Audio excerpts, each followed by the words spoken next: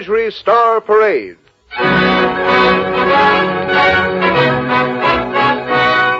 Produced under the personal direction of William A. Bacher with David Broekman and his orchestra and Fay Bainter and Paul Henreid in a John Latouche drama suggested by Louis Adamick's book, The Two-Way Passage.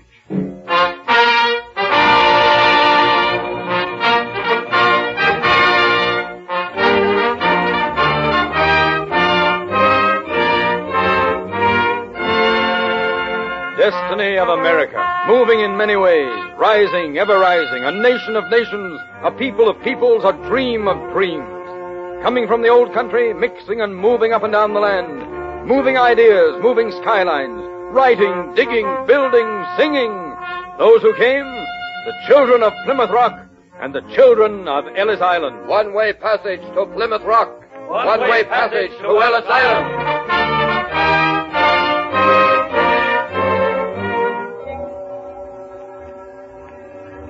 Ellis Island? That is where I will go first. Yeah, they check you over and then slide you down a chute into Manhattan. Manhattan? Sure, that's the island New York's on, you know.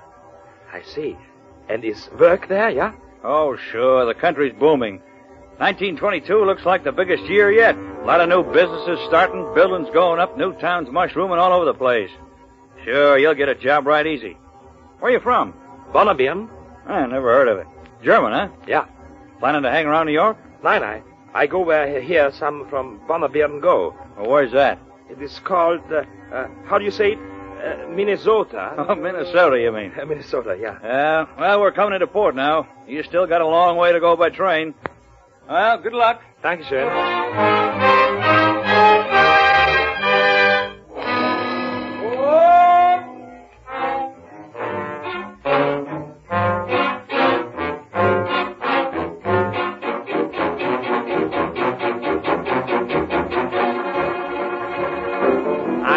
You are, he is, she is, we are, you are, they are.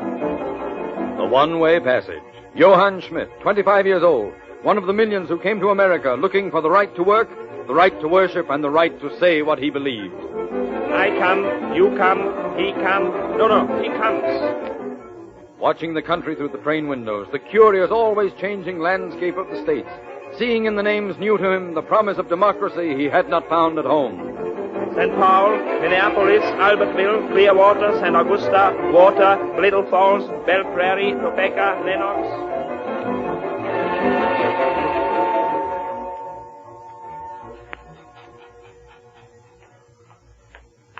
Sorry, Mr. Schmidt. Library's closing now.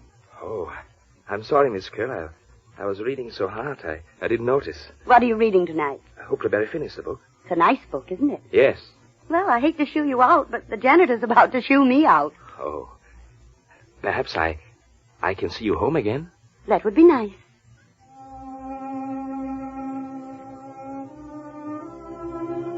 Your store's coming along nicely, I hear. Yeah. I mean, yes. Every day better. You mean better every day? Better every day. Sometimes it's hard to get it just right. Do you think of the old country much? Sometimes, yes. My parents are there. It's funny, already I feel American. But part of me is still there in the old country. There's so much to remember. The bright sun, the snow so white and clean, our little Lutheran church, the hymns we were singing, the woman laughing in the square. Why should you forget that? Then I remember, too, how the snow was cold because the people were poor and that had thin clothes. And sometimes the woman laughed to hide the tears. We sang in the churches, yeah, and the preacher said we were free men before God. But we were not free. In this country, everyone is free. That's the way it's been planned from its beginning. I know. Yet sometimes I'm afraid. I feel so alone. Nonsense. I'm your friend. There's so much to learn. I'll help you learn. I see, you see, he sees, we see, they see. I love, you love, he loves, we love. We love. Miss Jenny. Joanne. Now I'll call you John. It's easier. Let's get on with our lessons. We love. They love. And like other Americans, they bought a little bungalow on a little street in a little suburb. And with Mr. and Mrs. John Schmidt, like the others, things went well. He worked hard in his store and became a part of his neighborhood. They had a child, and an electric refrigerator, and a car, and a flower garden. Happy in their world, they rarely thought of the world outside, where the earth was beginning to smolder. Flickers of lightning were beginning to flash in the European sky. Then, February 1933. What's in the paper tonight, John? Mostly election news. It looks like Franklin Roosevelt is going to make a fine president. He got my vote anyway. We'll wait till March and see. There's a little item here that the Reichstag has been burned. What's the Reichstag? Oh, like the White House in Germany, only different. I can't keep track of their politics. Come to dinner, dear. Johnny's home from delivering his magazines. That Hitler's fellow's made a misstatement about it. Who's he? Oh, that's the crazy fellow that Mama writes about in her letters. Says he's steering up the young folks in Bonnebern and all over the country. Well, it's no business of ours. Let's go in and eat, dear. Maggie's so touchy about things getting cold. It is our business in a way, Jenny. I can't help wondering. You're an American now, John. Let them fight it out between themselves. Don't forget, darling, I was born there. Remember what President Coolidge said. You used to recite it. Yes. Whether one traces his Americanism back 3 centuries to the Mayflower, or 3 years to the steerage, it is not half so important as whether his Americanism of today is real and genuine. No matter on what crafts we came here, we are all now in the same boat. That's what I mean. Now let's go to dinner, dear. But the fire in the Reichstag didn't stop there. It began to spread underground, a sinister, lurking fire, reaching out everywhere, silently, ominously. The Schmidts, like the rest of America, watched with consternation as the flames began to spread all over Europe, as each week's headlines grew in horror, as the countries began to arm themselves for a new conflict. But in Minnesota, Europe still seemed far away, until one morning as Jenny tended their grocery store. Good morning. What can I do for you? Guten Morgen, Frau Schmidt. I am Mrs. Smith. Speak English, please. I don't speak German. Very well. What do you want? I will waste no time coming to the point. We have been watching you for some time. And who are you? Friends. Our notes inform us that you and your husband both have good German blood. Are patronizing 3 Jewish firms in this town. It's none of your business whom we patronize. You are in error. John! Yes, Jenny, what is it? This man... We have only your best interests at heart. Last week you slammed your door in the face of Schroeder, your cleaner. Yes, he was talking that Nazi nonsense. We want nothing of that. As Germans... We are not Germans. My wife is not. That is, and I am no longer. You cannot escape the strength of blood.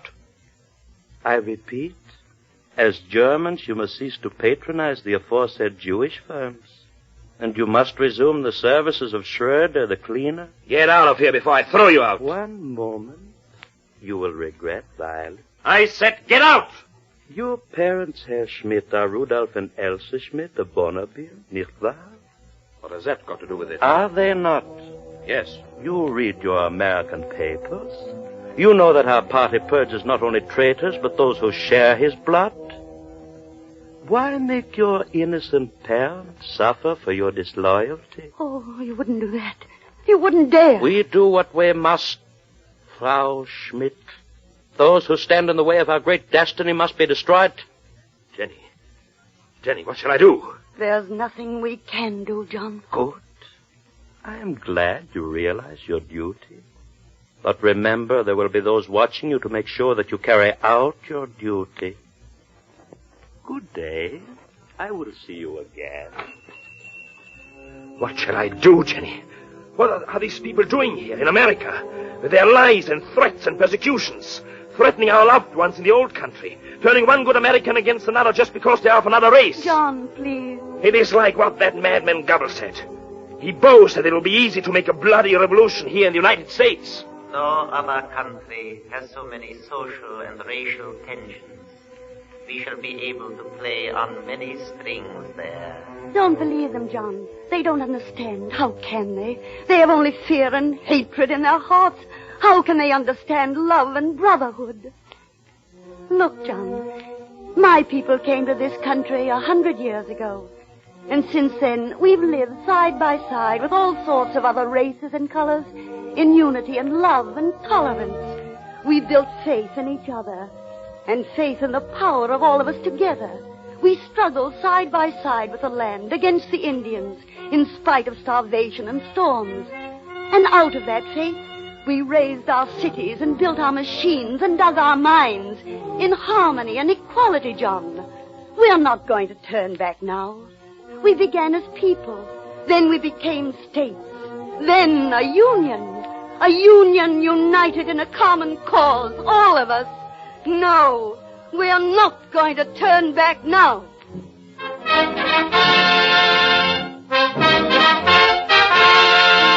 And Mr. and Mrs. Schmidt did not turn back. They, like the others in America, remained steadfast as the flaming headlines twisted up in the scarlet wind of war. War!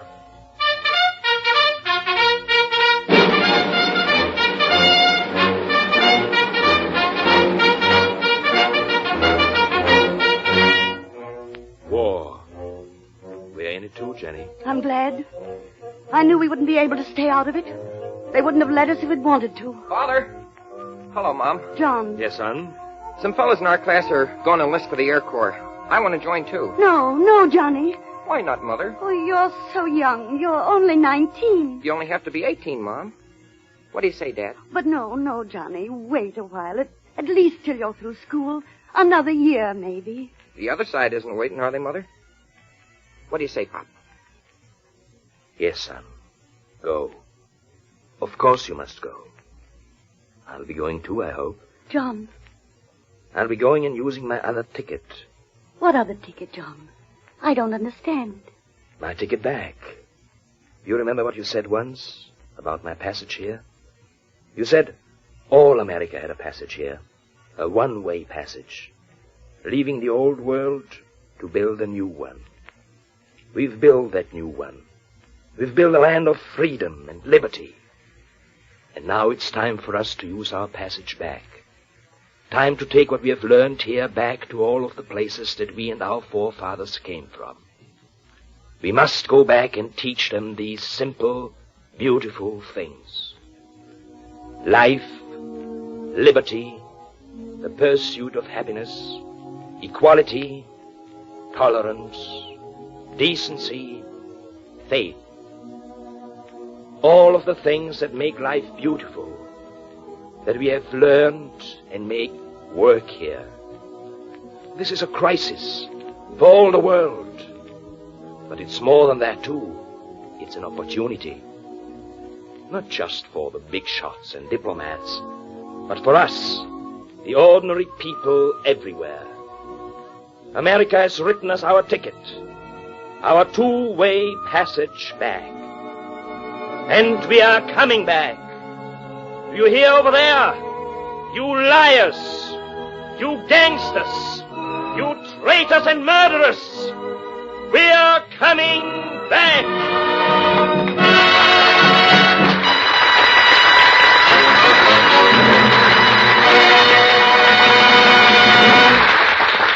That is America's message to the world, the two-way passage to take liberty and freedom again to all the oppressed, the downtrodden peoples of the earth. We have pledged ourselves to that task, and we shall not fail. Are you doing your share? Are you investing at least 10% of your total income in United States Treasury war savings, bonds, and stamps? If you are entitled to display the new Treasury war bond sticker, and you and your entire family are entitled to wear the Treasury 10% button. They are your badge of honor as Americans.